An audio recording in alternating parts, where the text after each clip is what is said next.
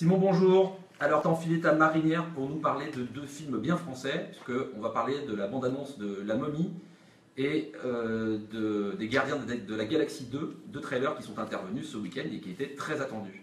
Absolument, j'ai envie ma marinière pour cette première vidéo écran large qui est un petit test parce qu'on avait envie d'essayer de faire ça avec vous, avec nos lecteurs et de communiquer un petit peu directement. Et on s'est dit que ces deux bandes annonces c'était une occasion comme une autre, ces deux films qu'on attend beaucoup et dont on est très curieux. Et on a pensé que ça pouvait être pas mal peut-être d'échanger avec vous directement. On a donc découvert il y a un peu plus de 24 heures et il y a à peine quelques heures les bandes annonces des Gardiens de la Galaxie 2 et de La Momie.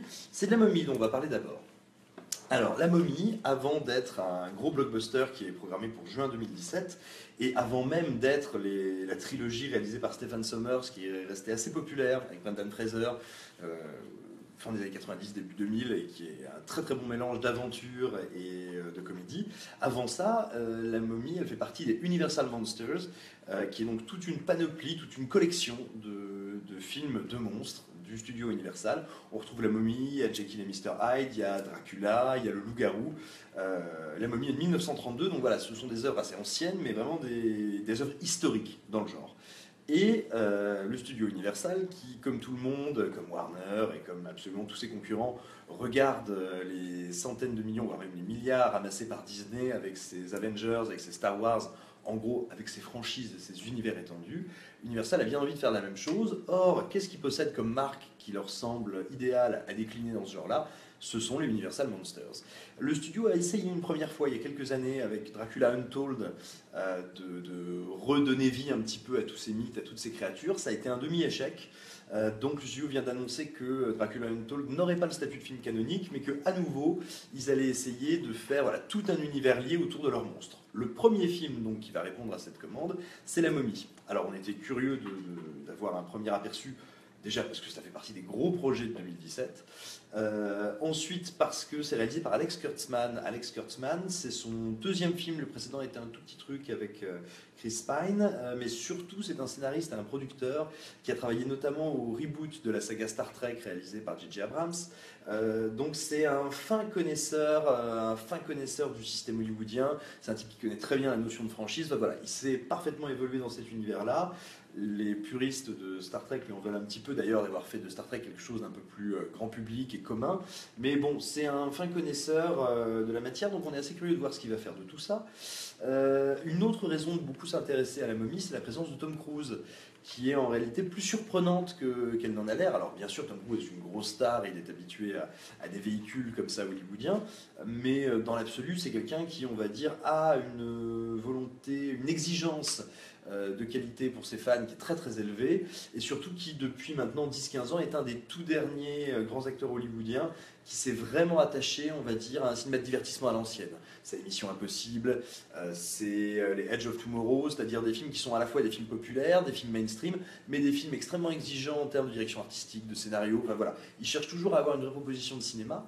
Du coup, on était un peu curieux de le voir se mettre à l'affiche comme ça d'une super prod qui a l'air un peu plus froide, on va dire, qui ressemble un peu plus à un produit que ce qu'il fait d'habitude. Et en fait, c'est dans la bande-annonce qu'on trouve peut-être la réponse à tout ça. Alors, la bande-annonce de La Momie, ça donne quoi? Ça donne une espèce de super film d'action. On a un peu le sentiment de voir le trailer de Mission Momie 6, ou Momie Impossible. J'aime beaucoup cette blague, donc je vais en faire plusieurs. Tout simplement parce que voilà, on voit Tom Cruise mitraillette à la main dans les rues d'une ville égyptienne tirant à tout va, Tom Cruise dans un accident d'avion qui rappelle d'ailleurs énormément World War Z, Tom Cruise qui court, Tom Cruise qui marche très vite, Tom Cruise qui sprint, Tom Cruise qui marathonne. Enfin voilà, on est dans un cinéma d'action qui emprunte énormément à Marvel notamment. On pense aux images de destruction urbaine de Londres qui clairement semblent plus issues d'un épisode de Thor que d'un petit film d'horreur avec une momie. J'évoquais World War Z, mais voilà, on va piocher un petit peu partout dans le cinéma de divertissement de ces 10 dernières années pour proposer quelque chose qui ne ressemble alors absolument pas à ce que La Momie a été jusqu'à présent, mais dont il n'est pas non plus évident de deviner quelle va être la forme. Et il y a un rebondissement. Alors si vous n'avez pas regardé le trailer, arrêtez tout de suite parce que je vais faire un spoiler. Il y a un rebondissement qui est dans la bande-annonce, qui nous indique peut-être pourquoi Tom Cruise a accepté ce projet et pourquoi ça l'intéresse. Au bout de quelques secondes dans la bande-annonce, on voit mourir Tom Cruise juste avant qu'il ressuscite. Alors qu'est-ce que ça peut vouloir dire? Probablement pas que Tom Cruise est Jésus, peut-être plus certainement que Tom Cruise joue un rôle essentiel, on va dire, dans la mythologie d'Universal Monsters, rôle qui pour l'instant n'a pas été officiellement distribué, c'est celui de Van Helsing. Ça fait un moment qu'on sait qu'Universal tourne aussi autour de cette idée. Elle a sans doute besoin d'un héros positif autour de tous ces monstres pour intéresser le spectateur et puis pour les lier et faire une franchise qui tienne un peu le coup. Il n'est pas du tout impossible que ce héros positif se retrouve à être Tom Cruise sous les traits de Van Helsing. Même si pour l'instant ça n'est pas du tout officiel.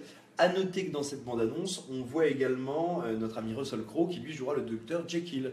Donc voilà, on voit très bien qu'on est dans un espèce de maillage qui pourrait donner une espèce d'opposition humain, être surnaturel. Quand je dis être surnaturel, je pense à la momie, je pense au loup-garou, je pense à Dracula, et peut-être que du côté des humains, il faut chercher avec d'un côté Van Helsing et d'un côté le docteur Jekyll, une espèce de... sinon d'alliance, en tout cas voilà, de personnages un peu différents auxquels le spectateur sera proposé de s'accrocher. Alors au final, cette bande-annonce, c'est un espèce de truc très bizarroïde, on dirait un espèce de film de Renny Harlin sous LSD avec un budget géant, un film d'action avec un peu de fantastique dedans. Moi je suis plutôt curieux, ce qui est une bonne chose dans l'absolu. Je suis bien incapable de dire à quoi ça va ressembler, donc c'est plutôt excitant. Voilà, maintenant, très concrètement, ça ne ressemble pas à ce qu'on a vu jusqu'à présent avec La Momie, donc il n'est pas dit que ça excite tant que ça les puristes des films fantastiques originaux ou ceux qui fantasmaient de voir revenir La Momie avec Brendan Fraser. C'est sûr qu'on n'est pas du tout là-dedans, mais on est dans quelque chose qui reste encore à définir. Ok, le deuxième événement du week-end, c'était la bande-annonce des Gardiens de la Galaxie 2. Absolument. Alors, Les Gardiens de la Galaxie 2. Donc, il faut savoir que Les Gardiens de la Galaxie, c'est probablement un des films Marvel les plus appréciés. Par film Marvel, j'entends les films produits par Marvel, filiale du studio Disney. C'est probablement un de ceux les plus appréciés, sinon le plus apprécié.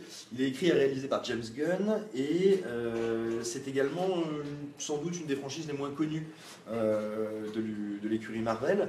Donc c'est un projet assez intéressant, c'est-à-dire que Disney était parvenu à rassembler un public très très large. On trouve plein de gens qui ne supportent pas Marvel, qui adorent les Gardiens.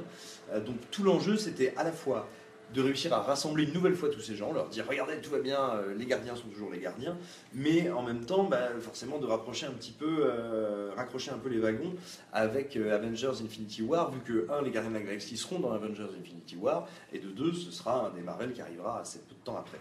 Donc au final, ce qu'on peut dire en voyant cette bande-annonce, c'est que James Gunn, très clairement, d'un côté, joue la sécurité. On voit qu'il joue la sécurité parce que il reprend, on va dire, une structure extrêmement proche des tout premiers trailers des Gardiens de la Galaxie. On retrouve un morceau de pop qui structure tout.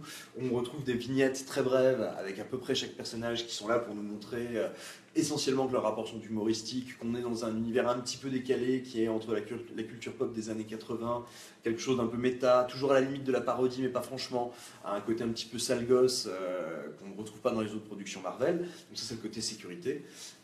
Et il y a aussi un autre aspect qui est à la fois assez risqué et à la fois bienvenu, c'est nous donner envie sans rien nous révéler.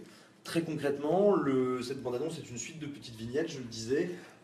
On n'apprend strictement rien de nouveau par rapport à ce qu'on savait déjà du film, à savoir qu'en gros il va être centré sur les origines de Chris Pratt, du personnage de Chris Pratt, origines qui seront incarnées par, évidemment si vous ne voulez pas le savoir, il faut vous arrêter maintenant, origines qui seront donc incarnées par Kurt Russell, qui jouera Ego de Living Planet, capable de prendre forme humaine, donc la forme de Kurt Russell. Tagala de soin. Donc voilà, l'idée de cette bande-annonce, c'est de nous en donner très très peu de ce point de vue-là. Surtout pas nous brûler le scénario, surtout pas tout cramer, réussir à tenir le mystère le plus longtemps possible, tout en nous donnant envie de voir le film. De ce point de vue-là, c'est plutôt réussi. Moi, si j'avais deux petits bémols, sachant qu'on n'a que quelques images du film, deux petits bémols sur la chose, c'est Baby Groot, qui est très mignon, qui va vendre plein de jouets, mais qui est tellement kawaii, qui donne l'impression d'avoir été conçu par des experts en marketing plus que par des scénaristes. Et surtout qui n'a, dans ce qu'on voit ici, plus du tout la dimension un petit peu bizarre, un petit peu chelou que pouvait avoir Groot dans le premier, ce qui faisait que le personnage était capable de créer un blanc énorme ou de jeter un froid au milieu d'à peu près n'importe quelle scène. Voilà, là il est à mon sens bien trop mignon et bien trop lisse. C'était déjà un personnage qui était un peu à la limite dans le premier, là clairement, l'espèce de poupée numérique qui se balade et qui fait les yeux du chat de Shrek, je m'en fiche éperdument. Et enfin peut-être l'autre petite faiblesse moi, que je vois, mais qui n'est peut-être que présente dans la bande-annonce, c'est cette volonté déjà de citer le premier film. On en est à peine au deuxième, et je vois déjà dans le trailer des plans qui sont des hommages à ceux du premier film. Je pense notamment à celui où Rocket Raccoon flingue à tout va avec le petit Groot sur l'épaule. Techniquement, c'est la copie conforme d'un plan qu'on pouvait voir au moment de l'évasion de la prison spatiale dans le premier. J'espère que James Gunn n'est pas à ce point-là content de son travail, qu'il s'autocite déjà. Voilà. Mais globalement, c'est une bande-annonce qui fait très bien le boulot, qui ne révèle pas trop de choses sur le film, qui nous donne juste un petit aperçu, et un petit aperçu qui est plutôt plaisant. Donc pour une fois, il y a une bande-annonce Marvel qui a déclenché chez moi autre chose qu'une accélération violente du transit. Et c'est une très bonne chose. Merci Simon. Mais de rien.